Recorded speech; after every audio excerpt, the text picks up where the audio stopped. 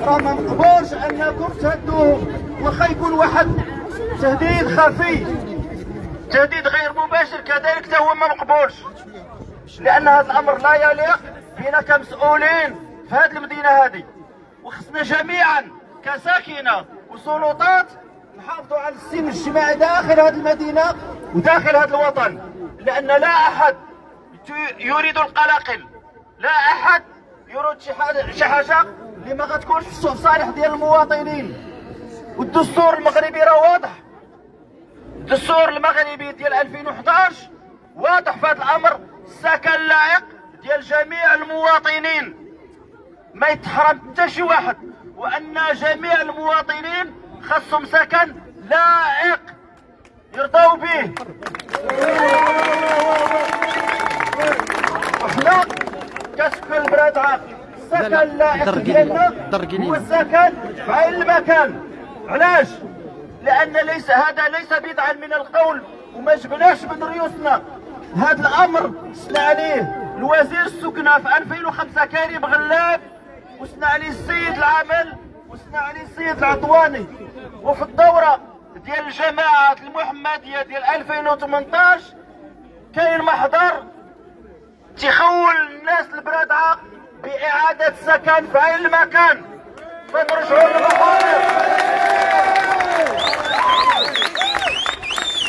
اليوم سوا غدا، اليوم سوا غدا، والهيكلة ولا بدا، والهيكلة ولا بدا، اليوم سوا غدا، اليوم سوا غدا، والهيكلة ولا بدا، والهيكلة ولا بدا.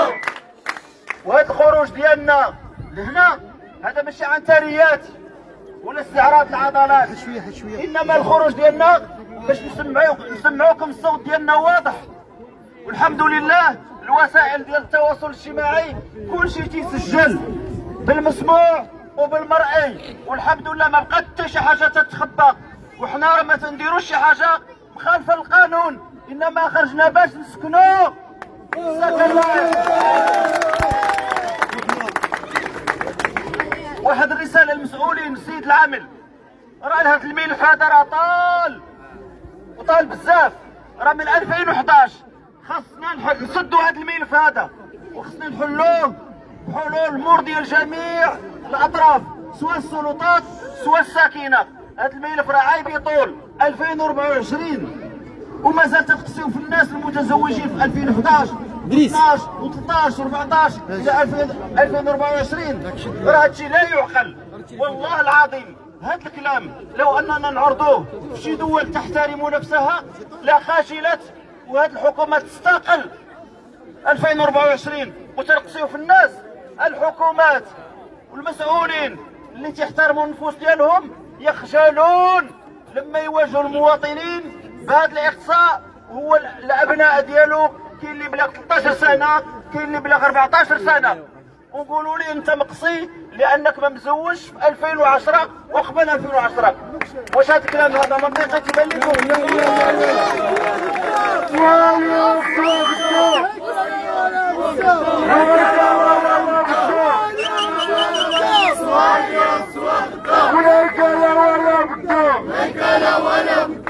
وفي الختام تنشكر الساكنه ديال البرادعه على الحضور ديالها دائم، والحمد لله ديما واجده ومستعده ان تطالب بالحق ديالها بالطرق السلميه. كذلك نشكر على القنوات الرقميه اللي حاضره معنا وتغطي معنا وتتسمع الصوت ديالنا للمسؤولين والشعب المغربي.